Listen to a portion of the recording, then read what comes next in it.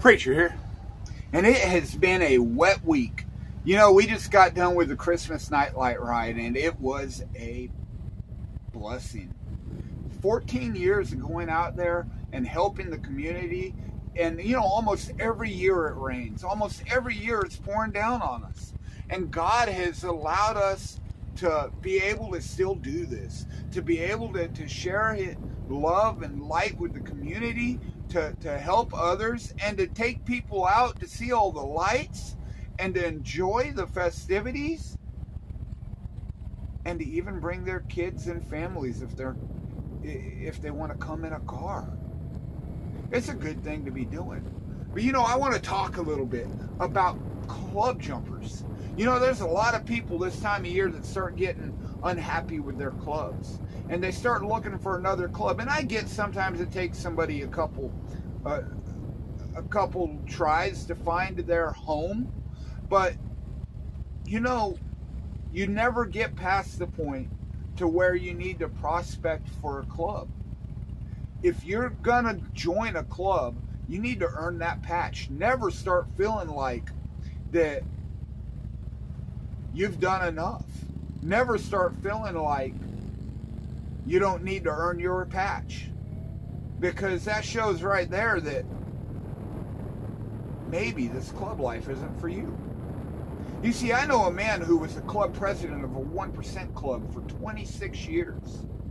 And when he left that club, he was offered patches. But what did he end up doing? He decided that any club that was willing to give him a patch straight out and patch him in wasn't worth it. They weren't a respectable club. He said, no, my patch needs to be earned. And he went with a club who allowed him to prospect. Even after 26 years of serving the community,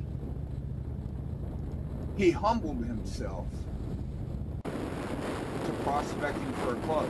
So if you're looking for a club, if you're looking to jump to a club, and clubs are coming to you and saying, oh yeah, we'll just give you a patch, you need to ask yourself, is this club worth going to?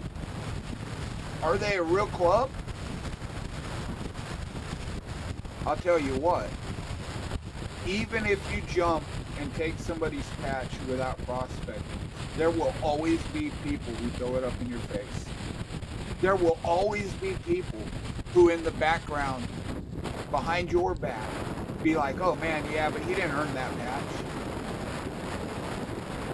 You know, our community is set up with a set way we do things. And if you want that respect, if you feel like you've earned it, if you want to keep it, do things right. Anyway, I want to share a little bit about Jesus being the light of the world. You know, John 1:4-5 says, in him was life, and the life was the light of men. The light shines in the darkness, and the darkness did not comprehend it. You know, in the Bible, God's first spoken words are, let there be light. And you know what I love about that is, He gave us Jesus to be our light in this dark world. And if we put our trust in Jesus, we can overcome the darkness, the sin that entangles us, the sin that wants to destroy us. Because it's not based on what we've done, it's based on what Christ is doing for us. You want to overcome the darkness? You want to be a light in this dark world, this world that is headed to hell? You know, it's not God's will that any one of us go to hell. Turn to the light, turn to Jesus.